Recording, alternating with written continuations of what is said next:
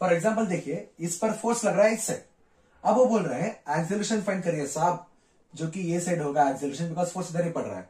So acceleration कितना होगा, हमको पता है acceleration is equals to net force divided by overall mass कितना है 5, मतलब इसकी वैल्यू कितनी है 5 2 मीटर पर सेकेंड हो गया।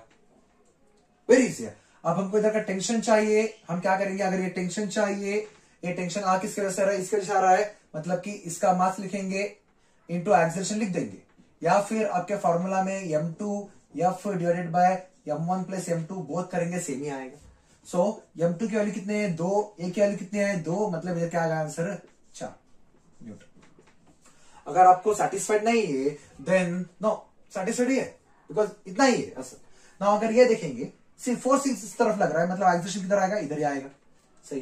वो एक्सेलरेशन की वैल्यू क्या होगी, जो कि होगी force divided by overall mass कितना है 10, मतलब इसकी वैल्यू क्या आएगी 10 मीटर पर सेकेंड स्क्वायर, मिल गया ना। अगर हमको T1 वैल्यू चाहिए, T1 वैल्यू दोनों की वजह से आ रहा है, सो T1 is equals to m2, इसे m1 लीजिए, इसे m2 लीजिए, इसे m3 लीजिए, m2 m3 into acceleration. Sir आपने तो फॉर्मूला बताया था कुछ अलग ना, T1 is equals to m2 m3 F divided by m1 plus m2 plus m3, आपने तो ये बताया था ना। अरे मेरी जान, ये जो वैल्यू है ये तो एक्सेलरेशन के बराबर ही है ना। तो अब भी आसान हो गया सर क्वेश्चन, ये आसान हो गया। मतलब क्या है 3 2 6 इंटू एक्सेलरेशन इज 10, मतलब टेंशन हो गया।